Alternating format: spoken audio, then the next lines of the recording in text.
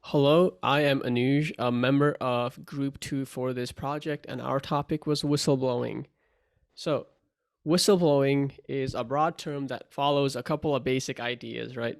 At its core, whistleblowing is exposing some sort of an organization for wrongdoings. Usually, the alleged crimes are things such as fraud, abuse of power, unsafe working conditions, code violations, corruptions, and other things that may endanger or abuse the public in some form. Whistleblowing is generally beneficial for the public's interest and done in an attempt to incite corrective actions. To be clear, low level snitching should not be thought of as whistleblowing, so things such as noise complaints or homeowners association complaints for grass being like a millimeter too long do not make somebody a valiant and brave whistleblower serving the public interest, right? Remember, snitches get stitches. So, now welcome to slide 3. I know exactly what's on your mind. How can you, as a potentially morally righteous person, depending on your belief system, more on that later, blow the whistle? Well, lucky for you, we have got you covered. There are a couple of things that you must first consider. So, there's another term that may mean the same thing to you as whistleblowing, but legally it is not, and that term is leaking. If you would like to be protected as a whistleblower, it is not the best idea to go to some bearded hipster journalist and spill your secrets. Here's what you should actually do as outlined in the 100% verifiably completely real guidebook that is being shown to your right by somebody that is not Robert the Builder. First, you must decide if this is your, and this is if your company offers the resources to whistleblow either internally or externally, right? This is a nuanced decision, and for you to make, you have to consider the consequences of both. Or you don't actually have to, because we are going to consider the consequences for you in like a minute or two. But either way, you either dial up your company's phone or email line. Sometimes they claim it's anonymous, but is it really, right? Or you file a complaint with the one and only OHSA, also known as your Friendly Neighborhood Occupational Safety and Health Administration. Now, these people have multiple ways to be reached, and those resources can be found online easily. Now, Matthew shall grace you with more knowledge on the dark arts of whistleblowing. Don't worry, though, I will be back. Like Anu said, my name is Matthew, and I'm here to first talk about the 6 main elements of whistleblowing.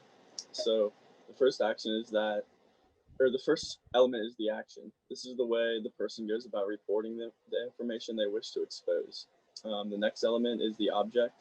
This is just the wrongdoing that's being reported.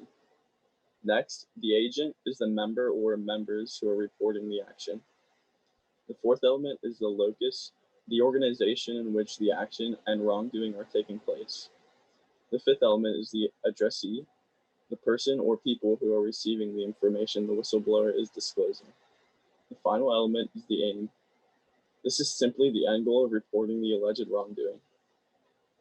Next slide, please. When it comes to whistleblowing, there are going to be consequences. Whistleblowing is looked down upon because you are seen as an outsider. However, in reality, it is morally right to report wrongdoing if you believe the work you are doing will contribute directly to the wrong if you do not reveal what you know to the public. Whistleblowing is a duty that most people should undertake if the situation arises, as we have a responsibility to look after the health and well-being of others, even if the consequences are harsh. For the agent, the loss of a job, career, or even imprisonment is on the extreme end of the punishments for whistleblowing, while some minor consequences are being shunned or harassed by colleagues. For the organization, some possible concerns could be loss of employees or a bad reputation. Next slide. So here we have several notable statistics about whistleblowing over the years. The first point of interest is that the majority of whistleblowers report on Section 11C of OSHA. This section prohibits employers from retaliating against employees for exercising a variety of rights guaranteed under the OSH Act. Another important statistic is that 45% of American workers stated that they observed wrongdoing in the workplace in a 2011 national report. This means that there is much more wrongdoing going on than we actually realize, and that people are hesitant to bring these acts to the public. Another fact is that 33% of individuals who raised concerns about their workplace were later dismissed. This is not okay. When an employee brings to light an issue that they determine to be wrong, it should be considered and discussed between the higher ups to determine a solution. It is not right for organizations to be carrying out wrongdoing, lying to the public, and potentially harming their employees or others because of it. Next slide. Congratulations, you got to hear me again. And honestly, if you are still watching up to this point, you are a real one. So now I will explain to you why you all perfectly normal college students, of which some of you, now this is a bonus statistic here, around 9% to be specific, already have alcoholism. I got that off the NIAA government website. Well, here's why you should care about whistleblowing. This is what it does for you. Whistleblowing and encouraging and protecting those glorified snitches actually is encouraging openness and accountability. Big shock, I know, right? So companies are less likely to dump toxic waste in your local river if their CEO is scared of his child soccer coach giving him the death glare at the next game, right? It also informs the public of things happening that regard and affect them. For example, we will cover more examples later, but Edward Snowden revealed the depths of the spying happening on everybody. You know, you, your grandma, your dog, the rat in your basement. And Project MK Ultra was illegal human experimentation, which I don't really want to talk about, which is why I chose this section and not the examples one. I'm a great planner. Well, back to the point. Whistleblowers have shown that the CIA, NSA, FCC, MSU, Alabama, Clemson, they all fail vibe checks, right? So workers are protected more due to whistleblowing, and organizations are on their tippy toes best behavior more, and they're less likely to do bad. And most importantly, whistleblowing could save your life. Yes, your life, right? So unsafe working conditions, structures that don't meet standards, they're all dangerous to the public, and whistleblowers help lessen these. And in the end, we can go ahead and cancel the people doing this like we did to Big Man Robert. This was his reaction, by the way, when he found out that he was in fact being indicted for breaking every single law, a world record, right? So now I will leave it to my group mates to try and explain why whistleblowing is an ethical issue.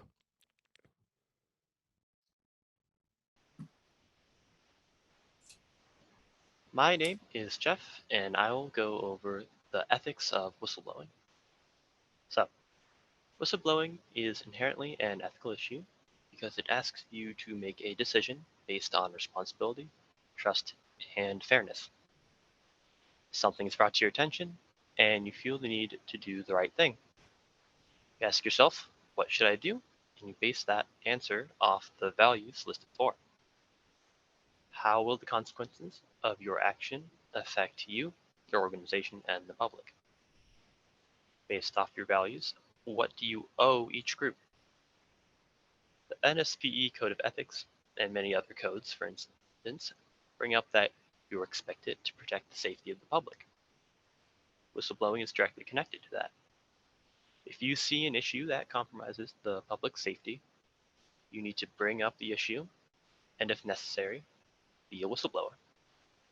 However, in these codes, it also brings up loyalty to your place of work. They talk about not sharing confidential information and to accept when you have been overruled. When considering a whistleblow, you're required to consider your values and make the right call. Next slide.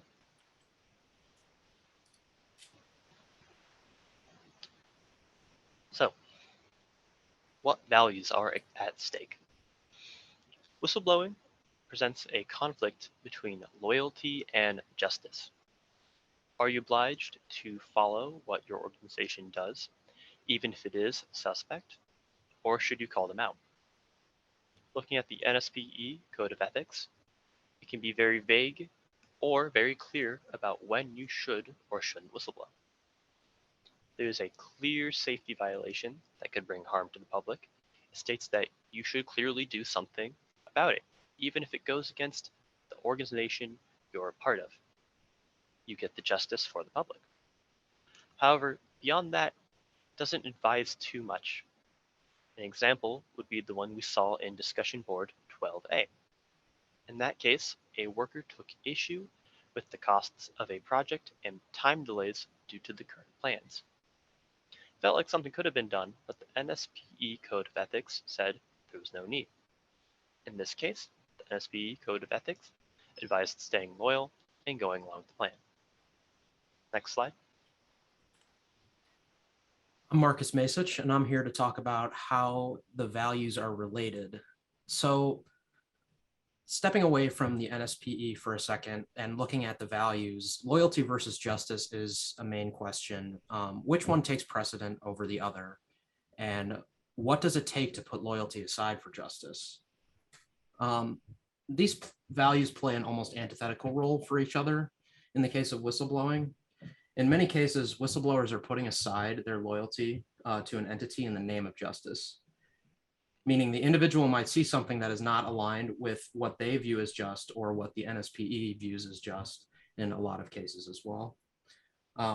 For a whistleblower to be able to put aside the virtue of loyalty, there must have been some violation of justice. Furthermore, it is often these two values that arise when trying to make an ethical decision as a whistleblower. Often it is a hard leap to take to be willing to put your career at stake. And in the case of reporting internal practices, your career is always at stake. Whistleblowing forces people to make a determination on what values they hold the highest and what actions would lead to taking one more seriously than the other. These types of quandaries are what makes whistleblowing a very ethical decision process. For many, it's difficult to weigh these values in reference to each other. And unfortunately, there is no golden rule that dictates exactly how one should act in every situation. There are just too many variables, and determining what course of action to take is an incredibly nuanced activity. And there's no correct answer in every case. And you must weigh all your options when making large decisions. And these are often related to what amount of injustice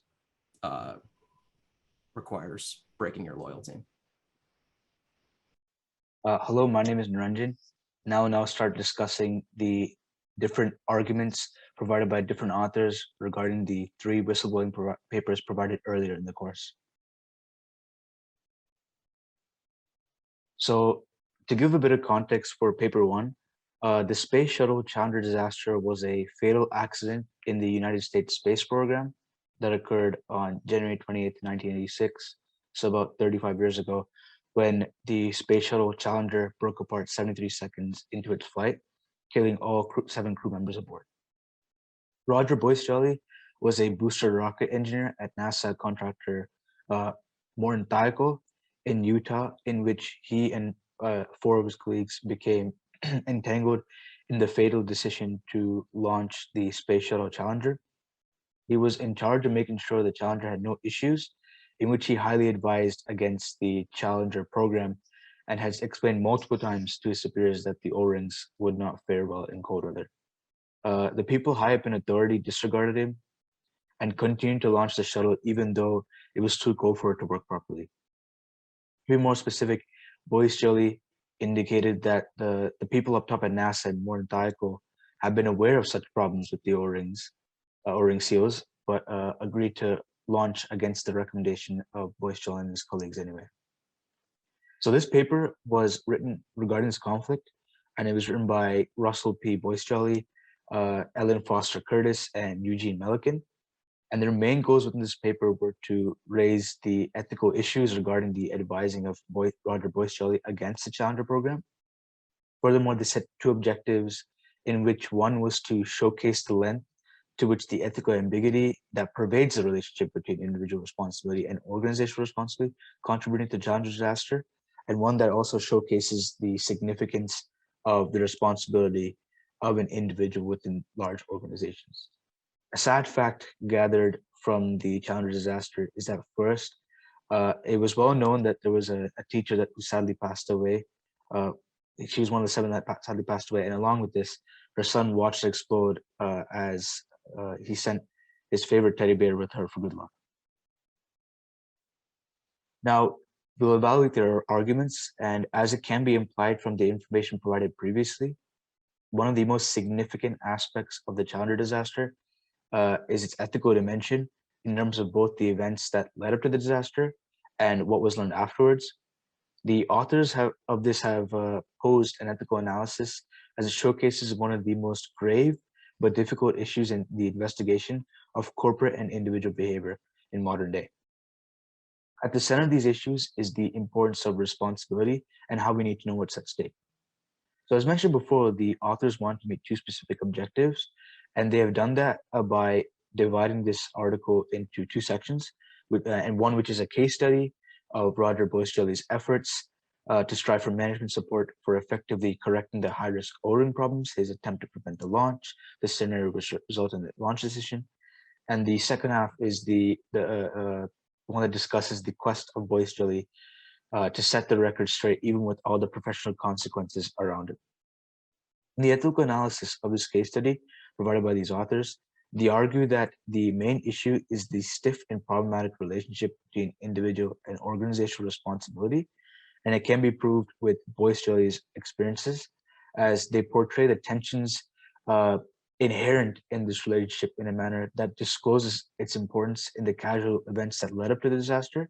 Furthermore, by focusing at this very relationship, they revealed that the organization and structure that controls the space shuttle program became the main focus of responsibility in a way that not only did it undermine the responsibilities of individual decision makers within the process, but it also became a means of avoiding real and effective responsibility throughout the entire management system. In the end, they conclude that regardless of how intricate and sophisticated an organization may be, no matter how large and remote the institutional network needed to manage it may be, an active and creative tension of responsibility must be maintained at every level of the operation. Now, moving on to paper 2, this was written by Ronald Duska, who is a teacher. And the main issue that Duska focuses on is when whistleblowing is permissible and why it is in need of justification in the first place. He argues against those who see whistleblowing as an act of disloyalty to a company by saying that corporations are not large establishments or entities deserving of loyalty in the first place. He discusses how companies use teamwork to foster employee loyalty, which masks the primary goal of making a profit. The issue for Duska is whether a whistleblower has an obligation to society that outweighs the risk of retaliation. Furthermore, he also states that there are advocates on both sides of the issue of whistleblowing, one being those who praise whistleblowers as heroes, and two being those who condemn them as finks, basically people who are untrustworthy. And within this paper, Duska truly defines whistleblowing and discusses when and where someone should use it.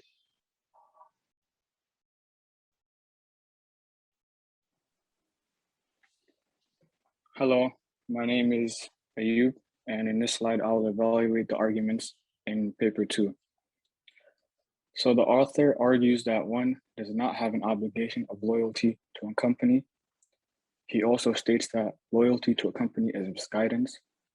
And the author also argues that whistleblowing is not only permissible, but expected of you. The author argues that one does not have an obligation of loyalty to a company because companies are not worthy of loyalty. He also states that if a company is an object of loyalty, it gives them a moral status that the individuals who work there do not have. At the end of the day, working together in a company is simply business and does not require loyalty. A company's purpose is to produce goods and generate profit from the goods produced. So generating profit is dependent upon those who help produce the good or service. If a worker does not produce in a company, the company will simply discard the worker. So where's the loyalty for the worker? If a company feels no obligation to a worker, it should be the same way around. This argument is very plausible as it is coherent and helps identify that companies spread this false notion of being a family while not hesitating to get rid of you. The argument that loyalty to a company is misguidance is also very coherent. If a loyal employee who gave his all to a company is let go by that same company, he could feel betrayed and misguided by the company. The company used them as an object of loyalty. These arguments lead to the point that whistleblowing is not only permissible, but expected of you. If a company is harming society or any type of group of people, it is your responsibility and moral obligation to speak up, regardless of the false feelings of loyalty. The point of contention should not be about disloyalty, but it should be about the potential whistleblower's obligation to society. Next slide, please.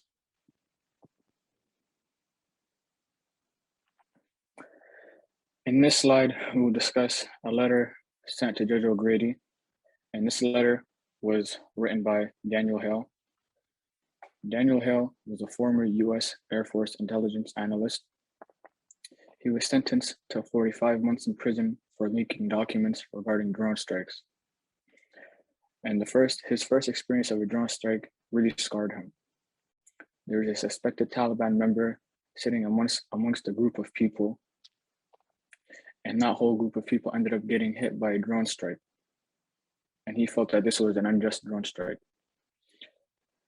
So Daniel Hale pleaded guilty in March of 2021 to leaking documents under the Espionage Act that exposed drone strike operations by the US in various countries such as Afghanistan, Yemen, and Somalia. After his arrival in Afghanistan in 2012, Hale witnessed a speeding car that had a suspected Taliban member in it.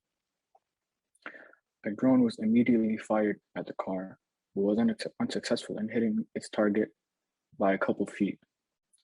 A man and woman emerged from the car who were frantically trying to pull something or someone out of the damaged car. It was revealed that those were his daughters. One of them unfortunately passed away, while the other was extremely dehydrated from the strike. This is what made Hale become wary of the US government. He described many of the horrific things he witnessed in the letter he wrote to Judge O'Grady. The letter was handwritten and caused a huge uproar. Many prosecutors advocated for Hale to be imprisoned for over 10 years. In his letter, Hale argued that he should only serve a maximum of 18 months in prison. Hale argued that he would be in moral conflict with himself if he did not reveal the atrocities he witnessed as a signal intelligence agent in the US Air Force.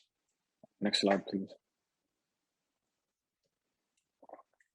So in this slide, we will discuss the arguments by Daniel Hale in his letter to Judge O'Grady. Daniel Hale stated that the US Air Force irreversibly transformed his identity as an American. He also argued that if he did not reveal the things he witnessed in the US Air Force, he would be in moral conflict with himself. And he also stated that PTSD has a significant effect on drone strike operators. Hale felt extremely guilty for being complicit in unjustified killings due to drone strikes. This is why he felt that his identity as an American was changed. Now Hale felt that he had a moral obligation to fix what was in his power. In this case, that was revealing information about drone strike operations in the many countries he knew that they were occurring in. This argument is very plausible, since Hale wanted to atone for what he felt that he was responsible for. He would also be in moral conflict with himself if he did not reveal the information. Hale was already suffering from severe depression and PTSD from being an intelligence agent in the US. He felt the only coping mechanism with his depression was to try to make a difference and leak the information. Who knows what would happen to Hale if he did not go through with leaking the information? His mental health could have been severely affected more than it already was. Hale mentioned something really interesting in the letter regarding the drone strike with the men at the campfire. Hale stated, "Since that time and to this day, I continue to recall several such scenes of graphic violence carried out from the cold comfort of a computer chair." This highlights the PTSD that Hale would undergo in the years after his discharge. This explains his argument that PTSD has a significant effect on drone strike operators and how it also had a huge impact on him. A couple years after his discharge as a signal intelligence agent, he was hired at an intelligence agency. One day he saw his coworkers watching drone strike videos, and while they were watching it, they were laughing and mocking the people who were dying. Hale said this broke his heart to pieces, and this is what led to Hale officially leaking documents and information to a reporter. All right, so hello, this is Ash. Hello, this is Hang Xiao. We will be expanding on the idea of whistleblowing beyond the examples used in class. Next slide, please. So the focus points for this section includes exploring other examples of whistleblowing not already covered in class, and the previous sections and slides, discussing policies revolving around whistleblowing, mainly policies that protect whistleblowers in the workplace, and finally, reviewing whistleblowing products and associations that advocate for whistleblowing and the protection for whistleblowers. So the simpler topics that would be explored is the Watergate scandal, where the abuse of power is revealed, and also we'll be exploring the news regarding the illegal promotion of the drug from a pharmaceutical giant. So as for the policies that will be discussed, we'll be discussing about the policies that aids whistleblowers in reporting ethical issues without retaliation. So for an example, an example of an associated design to help whistleblowers will also be discussed about including products designed to make whistleblowing easier and safer. Next slide, please. I'm going to talk about the similar topics, and the first case I'm going to talk about is the Watergate scandal. In the 1972 presidential election, James McCord Jr., the chief security advisor to the Republican Nixon campaign, and 5 others were arrested after infiltrating the office of the Democratic National Committee in the Watergate building in Washington, D.C. because of trying to obtain information about the Democratic Party's internal campaign strategy, installing wiretapes and surreptitiously filming the documents. The Washington Post is credited with uncovering the details of the Watergate scandal. Much of their information came from an anonymous whistleblower they called Deep Throat, who in 2005 was revealed to be Mark Field, the former deputy director of the FBI. Now, decades later, the dust has settled on the Watergate scandal, and all people have to admit that it was a good thing that the Watergate scandal was exposed. And what Field did back then, I don't think was a foul or criminal act by government agents. And the other case is the Pfizer case. On September 2, 2009, the United States Department of Justice issued a record $2.3 billion fine for Pfizer for their improper marketing the arthritis drug Bextra, and 6 whistleblowers were awarded $102 million.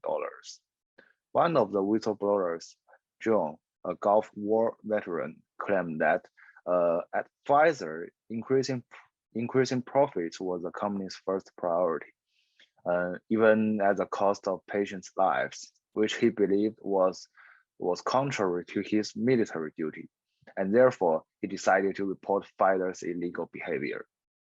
False marketing of drugs has been very common in the US in the past, so this case has a huge deterrent effect and is a strong warning not only to Pfizer but to all pharmaceutical companies. At the same time, the whistleblowers in this case gain reputation and money, which is an incentive for other potential whistleblowers. In short, good market order cannot be achieved without people's supervision and the courage of the whistleblowers. There are some policies for whistleblowing, and I'm going to talk about the Whistleblower Protection Act. Well, let's think about a question. If a government official in the course of performing his duties suddenly discovers that his organization or superiors are trying to conceal a major secret, a secret that could harm significant public interest or even national security, can he disclose this secret to media? Would he be subject to criminal prosecution for disclosure or abuse of office as a result? The Whistleblower Protection Act answers this question.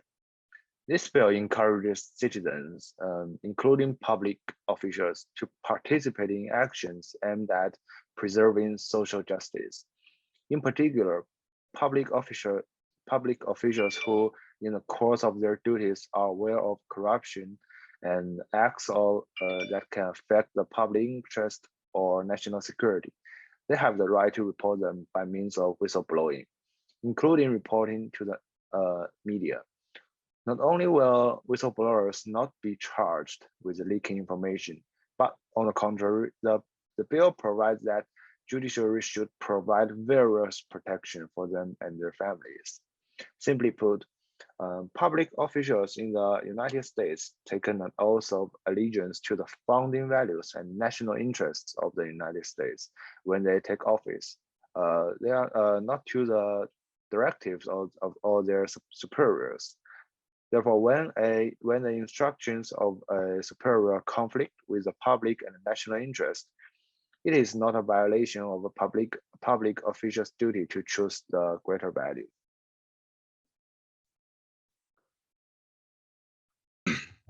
All right.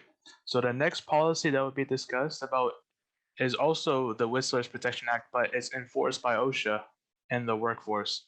So these laws protect employees from retaliation, from reporting violations. This means that the employer cannot take action against the employee by firing, laying them off, demotion, denying promotion, or even reducing pay because of whistleblowing.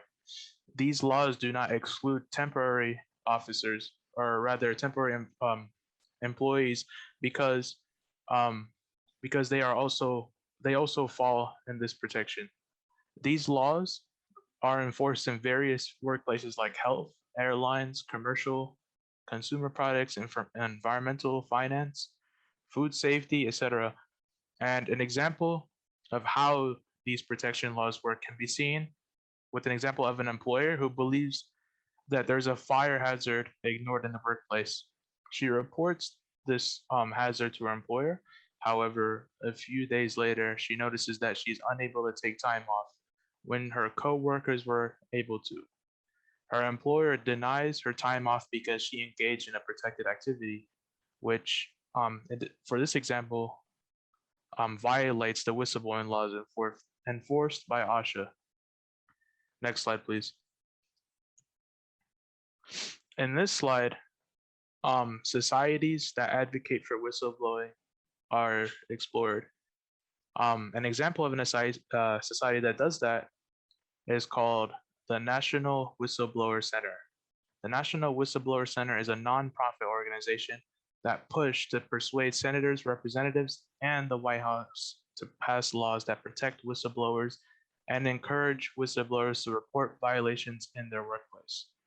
One way that this organization pushes to urge the government to pass these laws is from an ethical agenda is by setting up a program called A Million Messages to Congress, which is like a bunch of programs where like they update subscribers about like events, and they hold these events that promote new whistleblowing laws. And this organization does more than just push to persuade voters to urge the White House to pass these laws. They also assist whistleblowers by offering legal education, education that provides an insight on the rights as a whistleblower.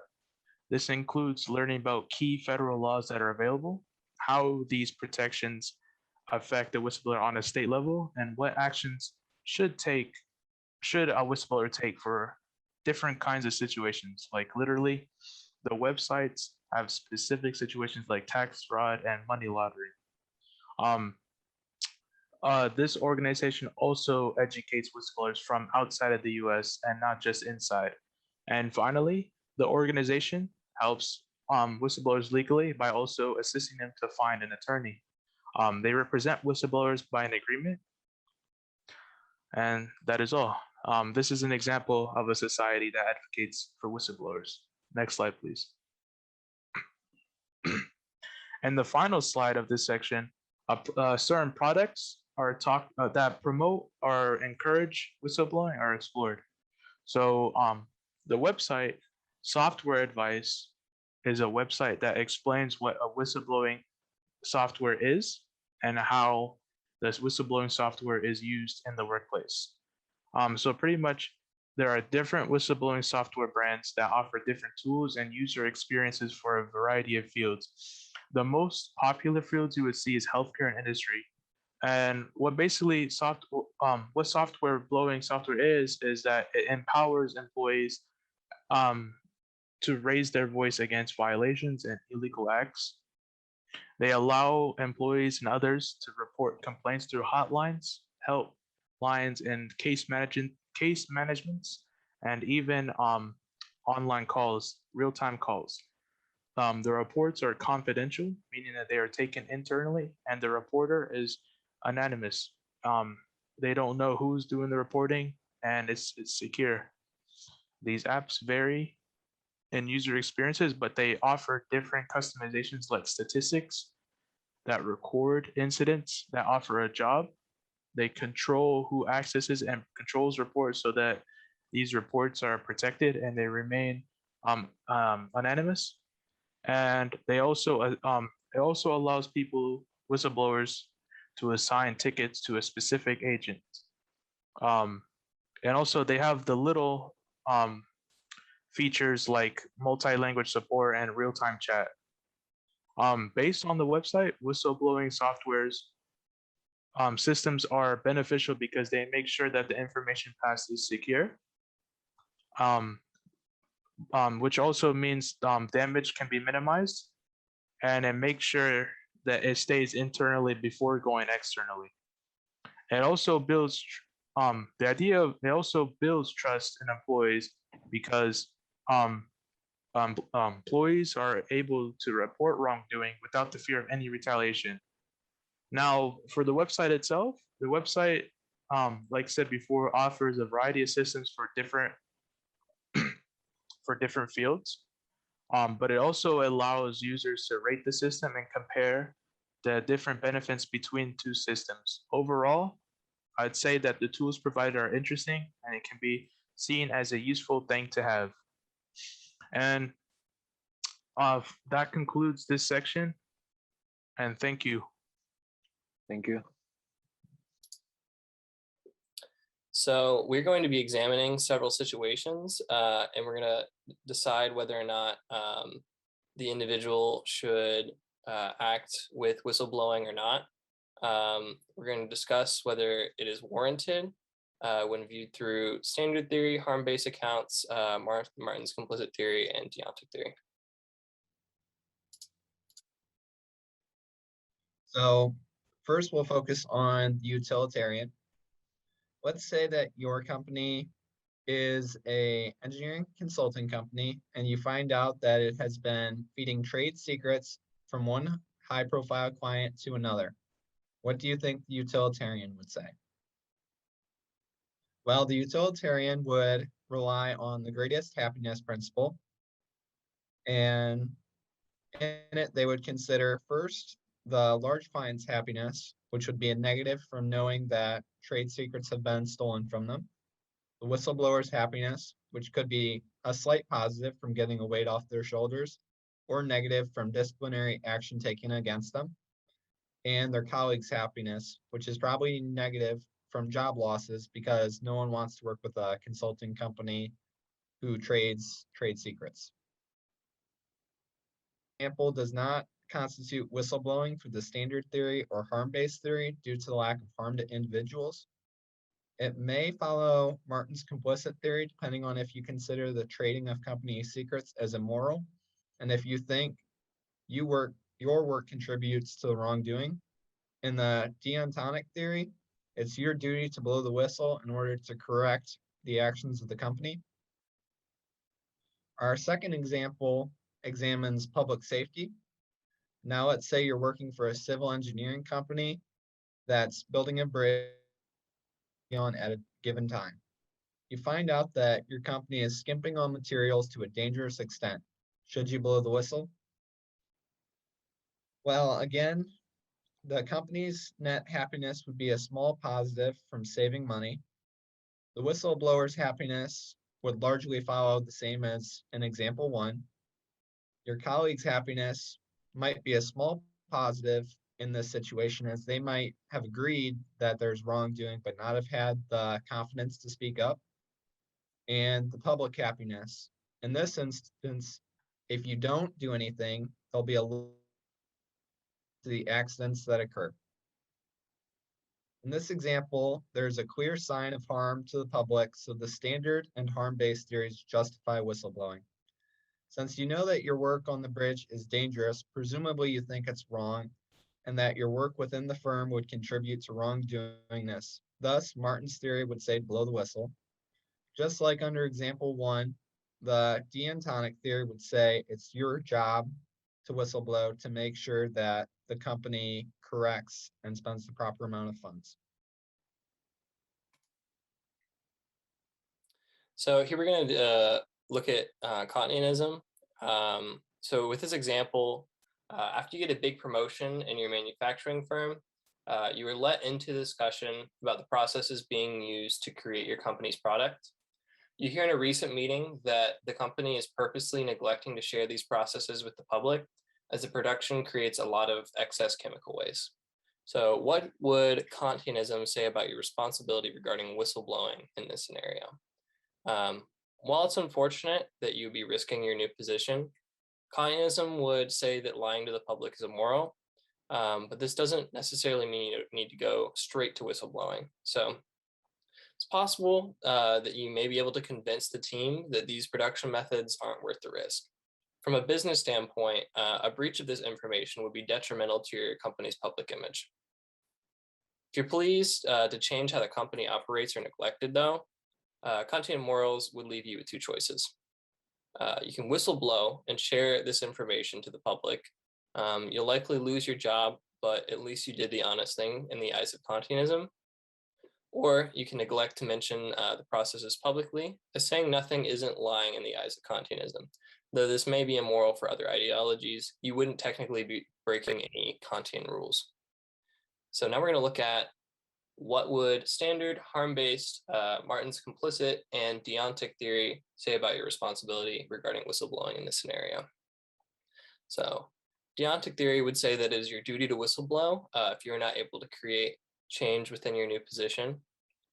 Harm-based accounts would tell you to blow the whistle if the chemical waste is affecting human or animal communities. Otherwise, it is fine to stay quiet. Martin's complicit theory says only if the chemical waste issue falls under your departments, and if you feel wrong about it, you should blow the whistle. Following the harm-based account, you should only blow the whistle if the chemicals are affecting the public and try to change the process to be more environmentally friendly. So this example, while working at the FDA, you discover that several of your managers have been allowing companies they worked with prior to fast track their new medications while you also know they still hold stock in such companies.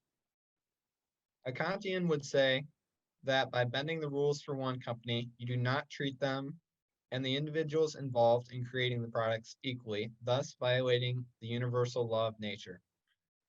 This situation also violates the formula of humanity or the ends of itself, because the ends in this situation is to get rich and the means is to utilize the position to diminish one group of people's hardworking work while elevating others. A Kantian would side with the deonic view of whistleblowing as it's very focused on a sense of duty. As such, deonic blows the whistle because of the duty to keep the organization impartial to achieve the best outcomes for patients. A harm-based account will also blow the whistle because the harm of drugs with high potential for good not making it on the market will not benefit patients. Assuming an attempt to address management has been attempted, the standard theory would say that to blow the whistle for the harm of the patient not receiving new drugs. Martin's complicit theory says that if you feel this is wrong and it impacts your work within the agency, to go for it. So here we have a discussion prompt, and we're going to talk about the discussion prompt under the lens of virtue ethics. So your position as Chief Technology Officer for Tesla has brought you to a sort of predicament. Your team has created a new self-driving update that will allow for riders to reach their destinations faster. It's likely there are still some bugs within the software, but majority voted to push the software out anyway. You still have great concerns that it might cause some major traffic accidents. So what would virtue ethics say about your responsibility regarding whistleblowing in this scenario?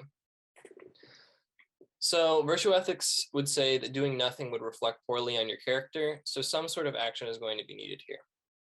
Whistleblowing would certainly alert the public / consumers about the defect, and drivers could choose to not do the update as a precautionary measure.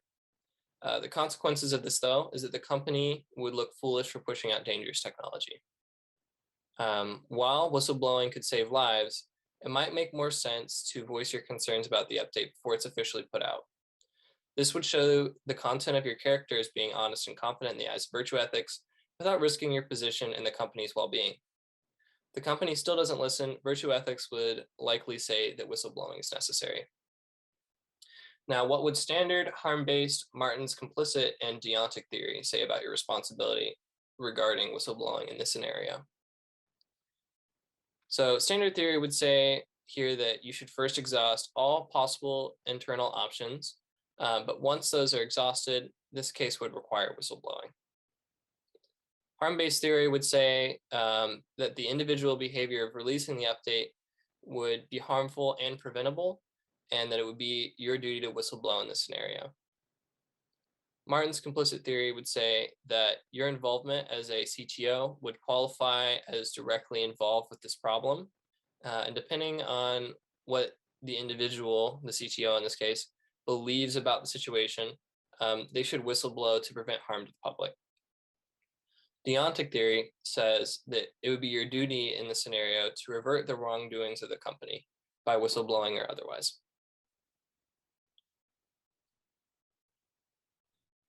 While working as a superintendent of a branch of an Amazon warehouse, you discover that a recent policy change has made your employees work much longer hours and increased potential danger in the work environment. What would virtue ethics say about your responsibility regarding whistleblowing in this scenario? Virtue ethics would say that your character as the superintendent of the branch is at stake. Ignoring this policy would reflect poorly on your character now, and as time progresses, it will get worse as you let neglect become habit. Your best choice would be use your power as a superintendent to inflect change of policy at the Amazon warehouse.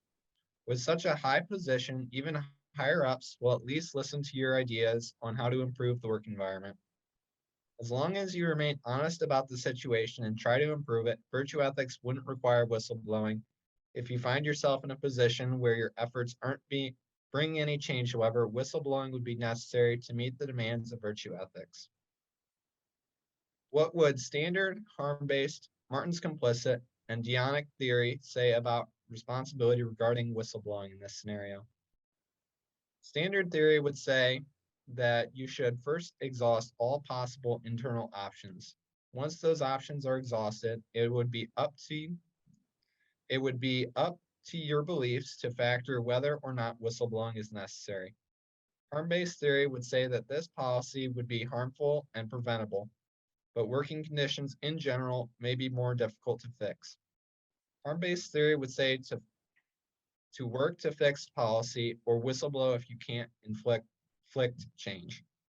Martin's complicit theory would say that your involvement as superintendent would qualify as directly involved with this problem, and depending on what the individual believes about the situation, they would whistleblow to prevent harm to the public. Deontic theory would say that your duty in this scenario is to revert the wrongdoings of your company. You could do this by working to fix the policy and the working conditions, but whistleblowing would be necessary if you can't make any progress.